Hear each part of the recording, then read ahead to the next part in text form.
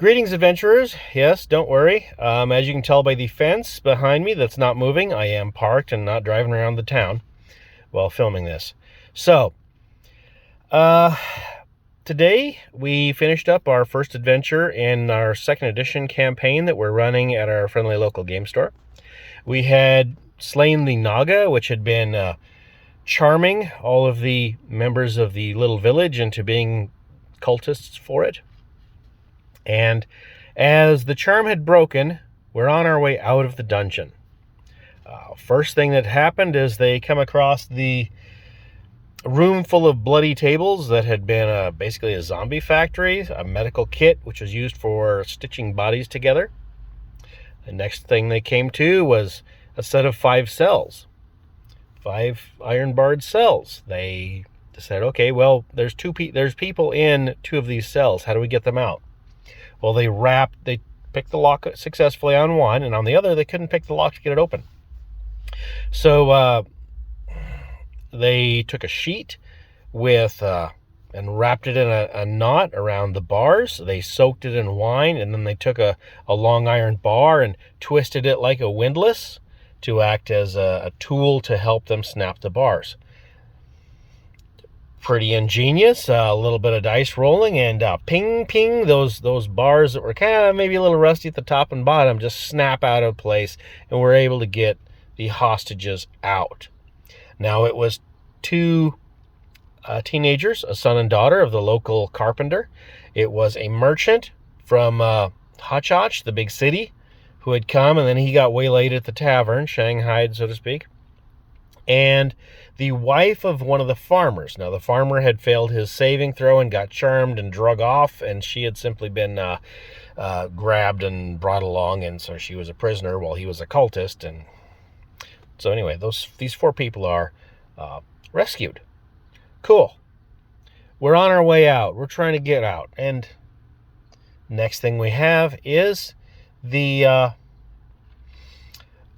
next room. You have a large wooden pillar that's made of multiple posts that are tied together, holding up a bunch of horizontal posts that are holding the ceiling up. This whole dungeon is a dilapidated mess. And because they built it in a swamp, and things are soft and wet and muddy and dripping, and it's just a horrible place to build anything, really, especially underground. But, okay. The war dogs, the fighters' war dogs, start growling. There's something here. So the party spreads out wide. And one of them notices that on the back of this column, what looks like a human is clinging to it. He had crawled up there and was hanging on. And his skin was gray, and it was dirty. And he was scarcely clothed, if at all. The dogs are growling and snarling. They're not happy about this. They're not happy about him, whatever he is. He jumps off and starts running at them. Initiative is rolled. And he gets the drop on them. He starts clawing at the cleric. An evil light in his eyes. And they're like, okay, that's it. You're bad. We're taking you down. Weapons had seemingly little effect on this person. And the mage used ESP and detected, there's no, dude, this thing's undead, whatever it is. And everyone's like, well, thanks. We already thought he was a problem, but we're going to be stabbing at him. The cleric tried to use turn undead, failed. And the war dogs tried ripping at it. And in the very next round, he closed his hands around the cleric's neck, drained energy, just the life come out of her eyes, and he snapped her neck dead. One move. And everyone's like, oh no, we are boned. We out in big trouble. So they're beating on him, they're punching him, and he puts his hands around the fighter's neck next. And he is he's chanting and murmuring something. And they're stabbing at him, they're punching at him, anything to shut him up, because whatever he's mumbling, he's casting some kind of spell or something. And meanwhile, he is throttling the life out of the fighter. The fighter has to do strength checks, trying to bend bars, open doors, whatever the die roll is, but he's trying to roll his die rolls to fight this thing's crazy strength. Dogs are tearing at it. The thief manages to hold her short sword crossways across his neck and tries to push the sword across the creature's neck. And they're stabbing at him. The dogs are biting. They're kicking. They're trying to do anything they can to fight this thing. And their weapons are doing, it looks like, very little damage. They're not really biting in very deep. And eventually, as the fighter's down to his last 2 hit points, the thief manages to cut through the creature's spinal cord, and its mouth is still moving like it's trying to chant its evil little curse, and its hands are still shaking like it's trying to strangle the guy, and he's just barely got the hands off his neck, and eventually it stops twitching. Real close fight, and the party was really worried. Now, I was kind of tracking hit points, and it was like, well, it's supposed to be +1 or better to hit this thing, because what I'd done is the original 1E module called for a coffer corpse, which attacks by strangulation. I didn't have any stats for a 2nd edition version. I didn't really want to use the 1E, so I just substituted a modified Juju monster, a Juju zombie, which is a rather potent zombie that draws energy directly from the negative plane to do energy drain. The cleric's not going to be revivable, and that's a shame. It was a character I kind of hoped to use.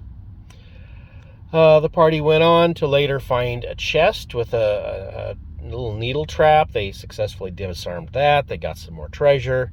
They made their way out of the dungeon, and they made it to the outskirts of the town, but they decided to skirt around the village because, they're still wanted as being criminals, even though they're the heroes, and they don't know how the curse is gone or not gone. So they went to the big city. They got the law. They got 8 soldiers and basically Rooster Cogburn from the John Wayne movie to come down there and start sorting things out. Well, the sheriff had been charmed into being a member of this, and he was embarrassed at his actions. He's like, you know what, I'm just going to quit law enforcement with this stain on my record. I didn't do it of my own free will, and it all seems like it was just a dream. But this whole mess, I am just done with it. I don't want any part of this. The merchant got his wagon of goods back from when they were stolen from him when he was waylaid. Turns out he'd left it at the stables. The stable guy was not a member of the cult, so his stuff was still there. It's all the merchant stuff he had on his body when he went over to the inn that was what was robbed of him. The village will recover thanks to the PCs. And as of next session, we're going to go into what the adventurers are going to do next.